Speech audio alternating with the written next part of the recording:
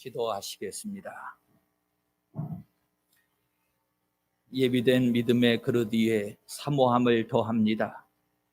하나님의 말씀 영의 양식으로 풍성히 채워 주시옵소서. 영안을 열어 주셔서 하나님을 배우게 하여 주시고, 영의 귀가 열려지게 하셔서 하나님의 음성 듣게 하시옵시며, 우리의 심령도 성령님 반응하게 하여 주시어서 믿음의 결단을 하게 하시옵시고, 반드시 우리의 삶의 자리가 하나님의 말씀으로 지배받는 삶이 되게 하여 주시옵소서. 연약한 종입니다. 성령의 두루마리 입혀주시고 말씀을 들려주시고 선포할 때에 오직 살아계신 하나님의 말씀 진리만 선포하게 하시옵소서. 말씀하시는 분은 아버지 하나님이심을 인정하오며 우리 주 예수 그리스도의 이름으로 기도합니다. 아멘. 날씨가 좀 흐려서 마음들이 많이 가라앉아 있을 것 같은데, 솔직히 오늘 말씀이 조금 어두운 말씀이에요. 그래서 걱정은 좀 되는데, 그래도 우리 성도님들께서 하나님의 말씀으로 받는 시간이니까 어둠보다는 소망 중에 받으시고, 오늘 말씀으로 여러분들의 내일의 삶이 예비될 수 있기를 예수님의 이름으로 축원합니다. 아멘. 오늘부터 이제 9장의 말씀을 본격적으로 좀 살펴보게 될 겁니다. 8장까지는 복음이라고 하는 주제를 가지고 한편으로 생각해 보면 승리의 계가를 부르고 있었습니다. 그런데 이제 이 9장에 접어들면서부터는 분위기가 많이 가라앉고요. 말씀을 기록하는 바울 사도도 그랬겠습니다만, 대하는 저부터도 또 우리 성도님들도 아마 무거운 분위기 속에서 말씀을 받게 될 것 같아요.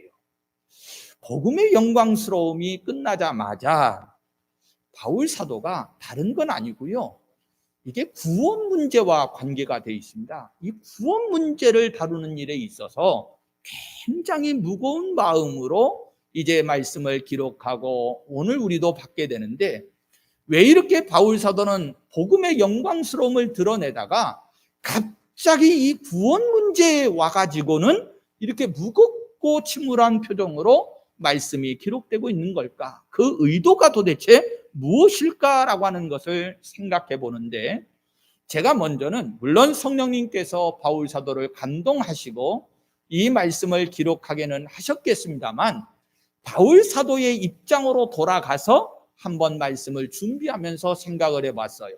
그랬더니 그럴 수밖에 없었겠다라고 하는 생각이 자꾸 들어오는 거예요. 왜 그러냐면 이 8장까지의 복음이라고 하는 이 부분이 얼마나 깊이 있고 체계적으로 잘 다루어지고 정리됐습니까? 써서 전할 때에 써서 전하여진 기록물도 그렇게 했습니다만, 그것을 성령의 감동으로 받아서 기록하고 있는 이 바울 사도의 이 마음 속에 이 복음이라고 하는 것은 두말할 것도 없이 확실하게 자리 잡았을 거거든요.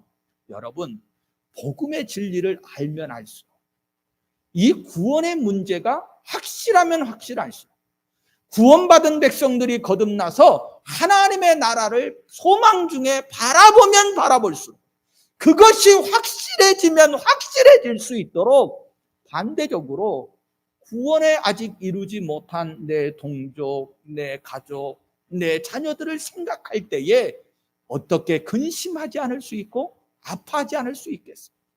그러니 복음을 알면 알수록, 나는 복음을 알아서 그 영광 중에서 기뻐하고 감사할지라도 내 주변을 조금만 되돌아보면 이것을 알지 못하는 가족이 있고 자녀들이 있고 형제가 있고 또 이 나라 이민족이 있을 때 알면 알수록 어떻게 아파하지 아니하고 근심하지 않을 수 있겠느냐는 거예요.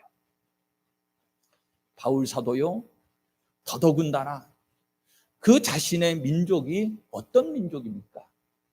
유대인들 아닙니까? 하나님 앞에 선택받은 선민들 아닙니까? 그런데 그들이 이제는 하나님을 알지 못하고 독생자 예수 그리스도를 배척하고 구원의 문제에 있어서 멀리 떨어져 있는 거예요. 얼마나 그가 안타까운 심정이 들었겠어요. 그래서 9장에서 그 동족 유대인들 자기 자신의 민족을 생각할 때 너무나도 가슴이 아픈 거예요. 그러니 큰 근심 가운데 오늘 이 기록을 하고 있는 것이 맞습니다. 1절, 2절로 돌아가 보면 이 한 절 속에 두 절이 같이 묶어져 있지요. 읽어드립니다. 내가 그리스도 안에서 참말을 하고 거짓말을 아니하노라.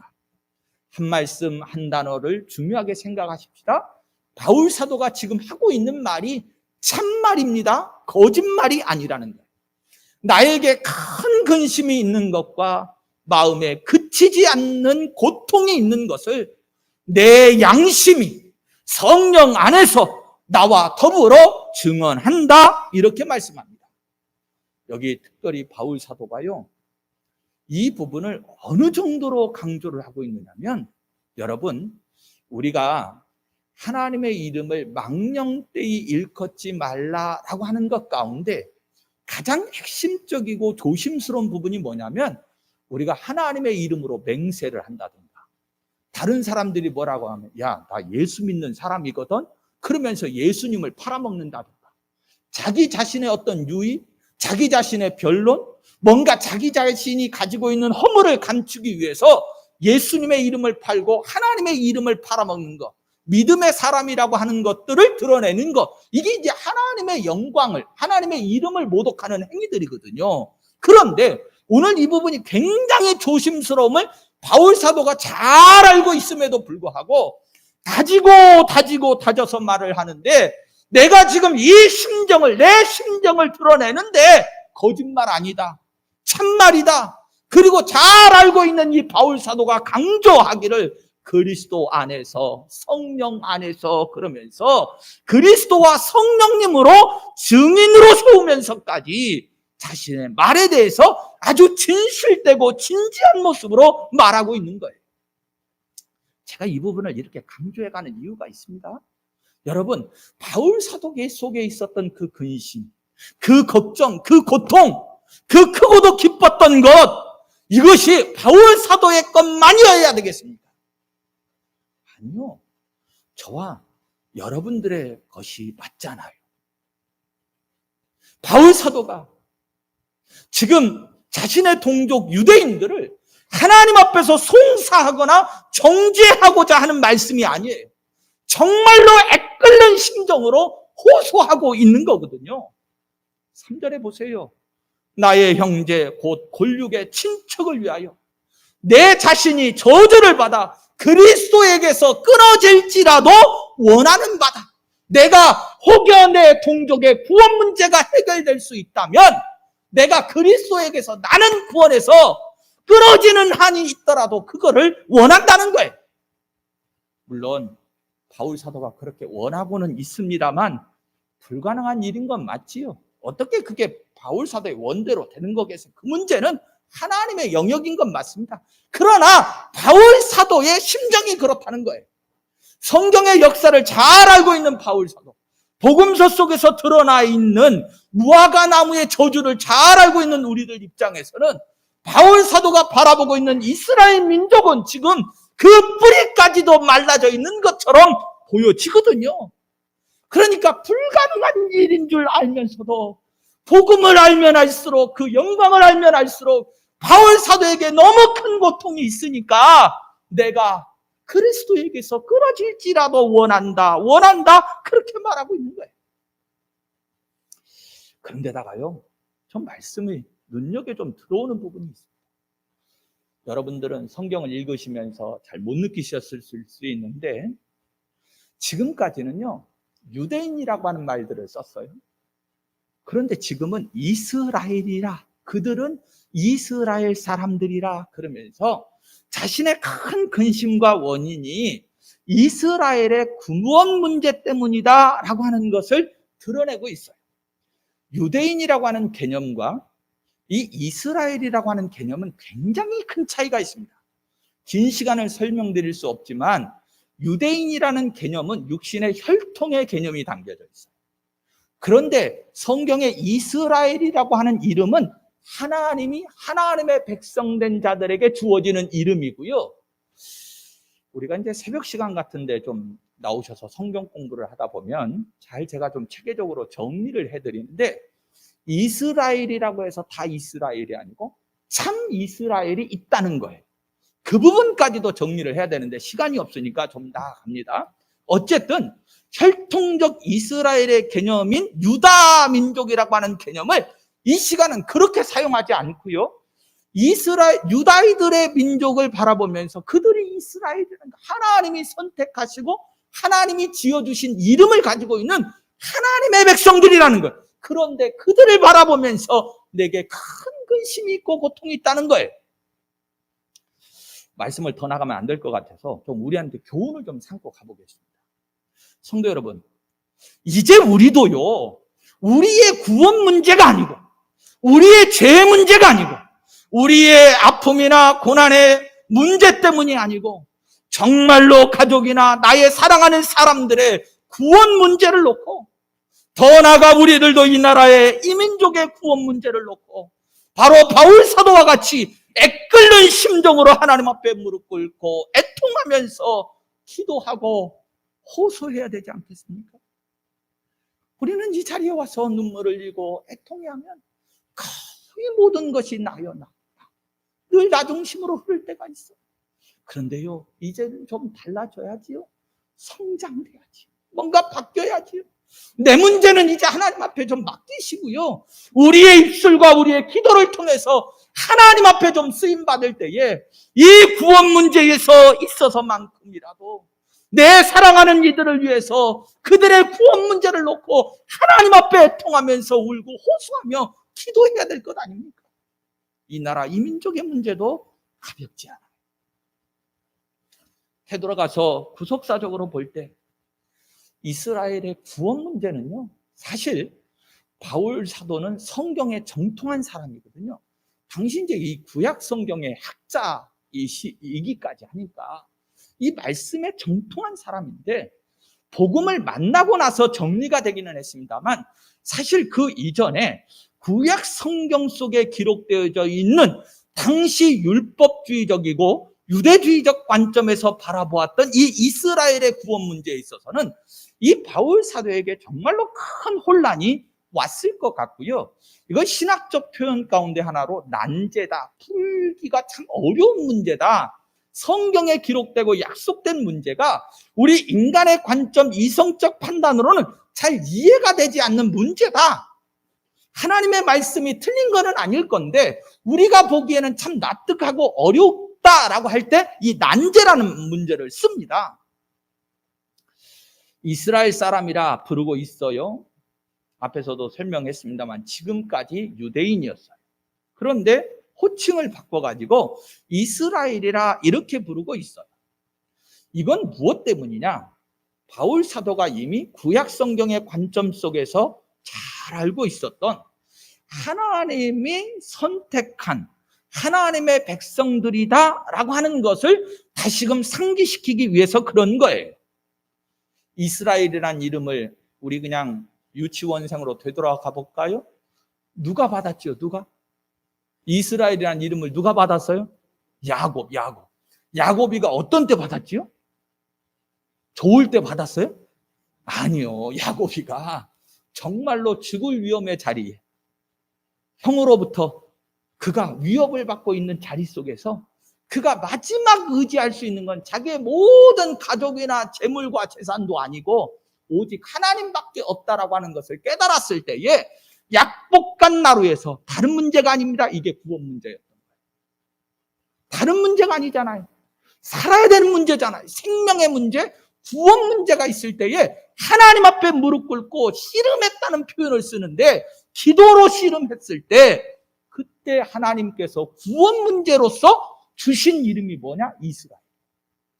너는 이제 육신이 아니고 하나님의 자녀, 하나님이 구원한, 하나님이 선택한 백성이다. 그래서 이스라엘이라고 하는 이름을 받게 되어지거든요. 그런데 이 하나님의 복이라고 말할 수 있는 이스라엘이라고 하는 이 이름에 조금만 더 생각해 보면 굉장한 특권들도 주어져 있습니다. 그런데 하나님의 백성으로서 선민으로서 누렸던 그 이스라엘 백성들의 특권이 있음에도 불구하고 지금 근심하고 있는 거예요.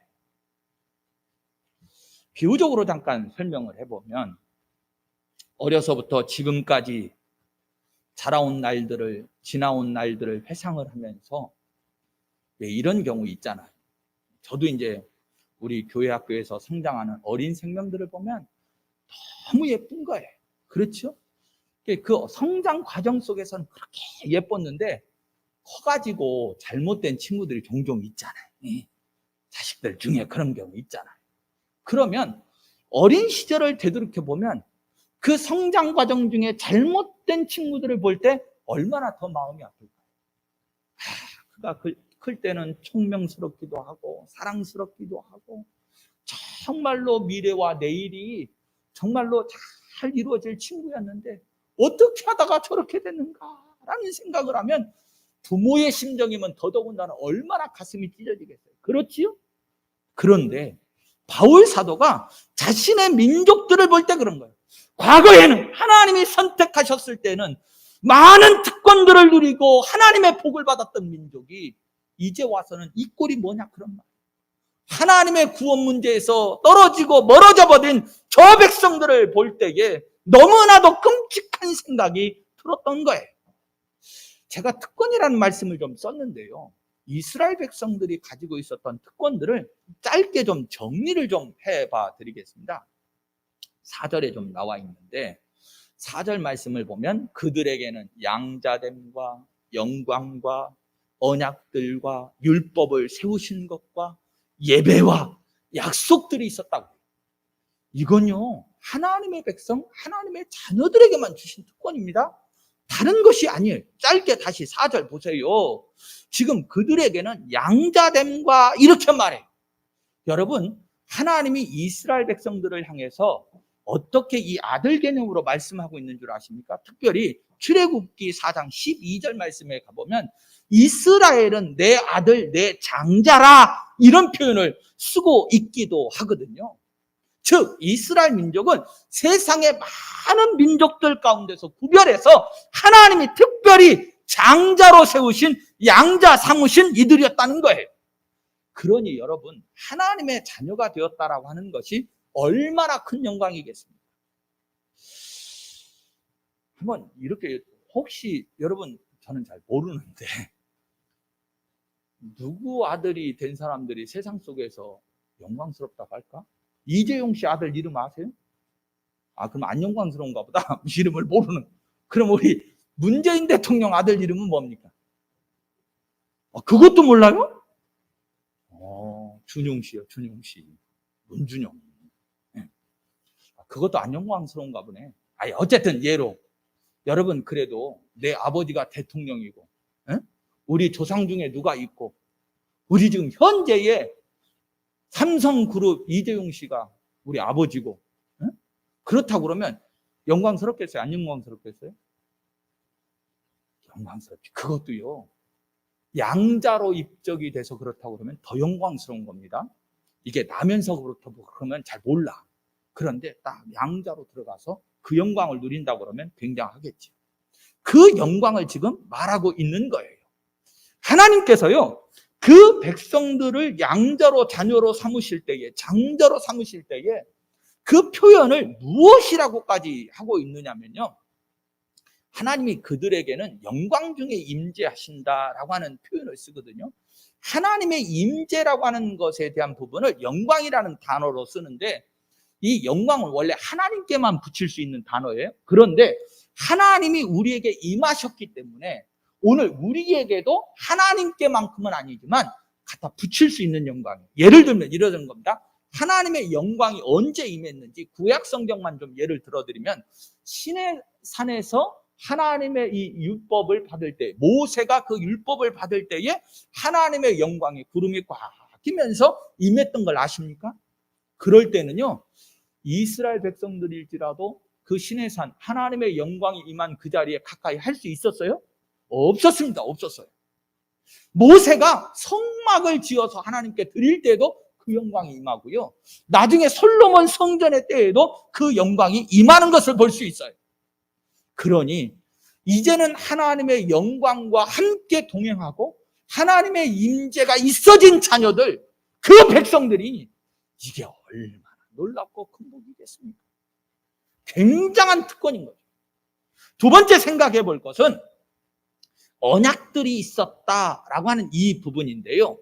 자, 시간이 좀 촉박해서 짧게 나가보겠습니다. 창세기 17장 7절에 가보면 내가 내 언약을 나와 너 및 네 대대 후손 사이에 세워서 영원한 언약을 삼고 너와 내 후손의 하나님이 되시리라, 이렇게 언약하고 있어요. 그리고 그 언약의 증표로 주신 것이 뭐냐면 할례거든요.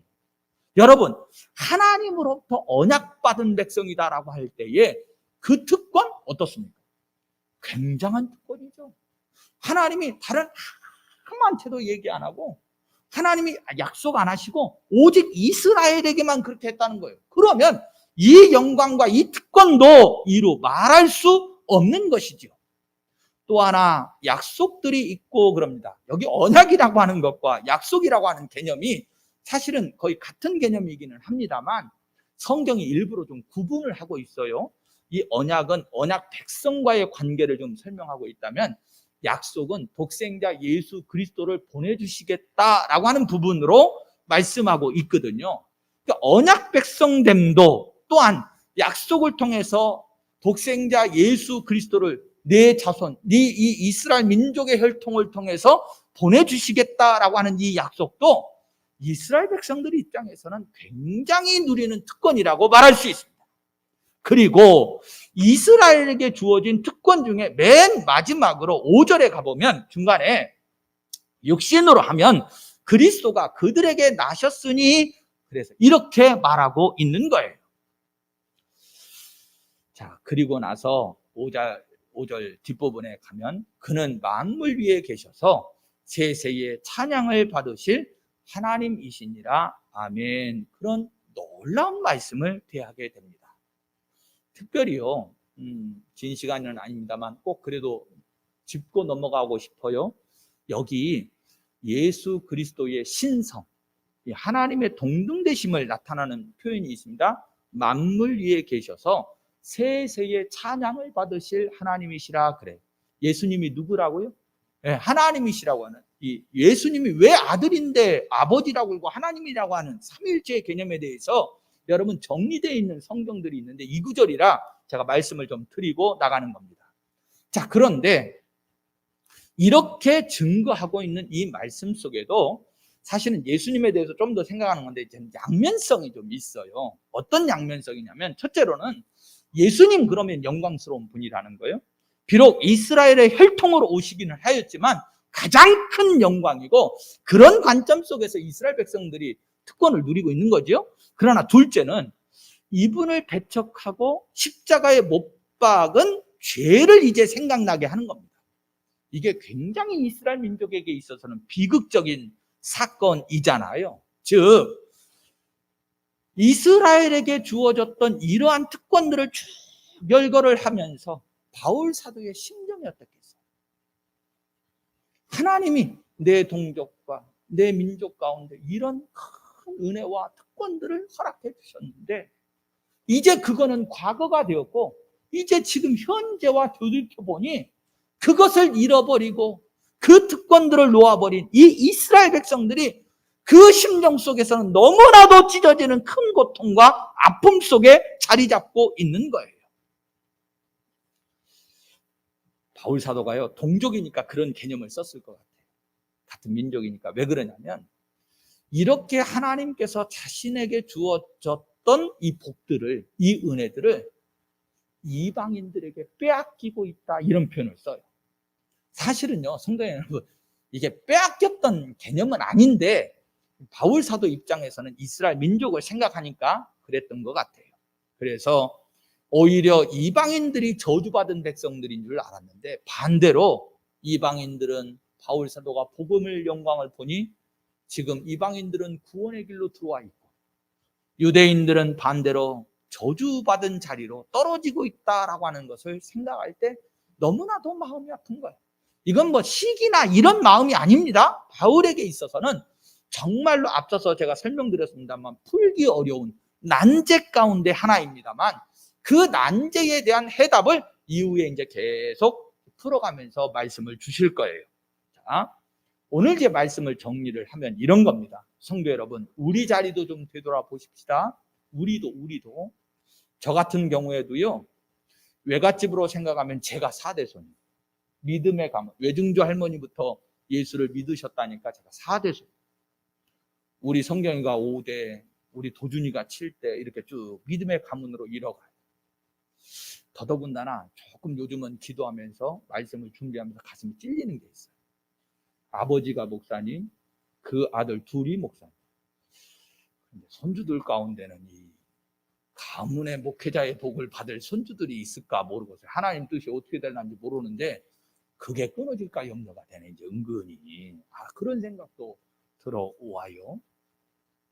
성도 여러분, 과거에 어쨌다가라고 하는 것은 중요하지 않습니다. 정말로 이 시간 말씀을 보니 중요한 것은 내일이 중요해요. 네, 우리의 다음 세대들이 중요한 거예요. 오늘 이 나라 이 민족이요, 예수 믿고 나서 얼마나 큰 복을 받아 누렸는지 몰라. 그렇지요? 기독교 부흥의 역사를 생각해 볼 때 이 나라 이 민족이 예수 믿고 구원의 복을 이룬 이후에 경제적으로든 문화적으로든 어떤 선진국의 반열에 이르렀어요. 여러분, 우리 여자 성도님들 정말로 예수 믿고 나서 이 민족의 큰 복 가운데 여자분들이 계십니다. 아시지요? 구구절절히 설명할 수 없어요. 그런데 문제는 지금 다음 세대들을 바라보면 근심과 걱정이 됩니다.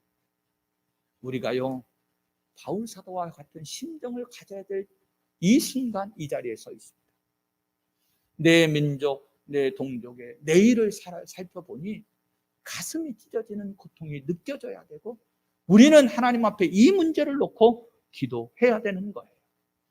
사랑하는 성도 여러분, 오늘 말씀 절대로 가벼이 받지 마십시다. 우리들도 민족과 자녀들, 내 사랑하는 이들을 바라보면서 눈물을 흘리며 하나님 앞에 호소하고 기도할 수 있는 성도들이 되시기를 예수님의 이름으로 축원합니다.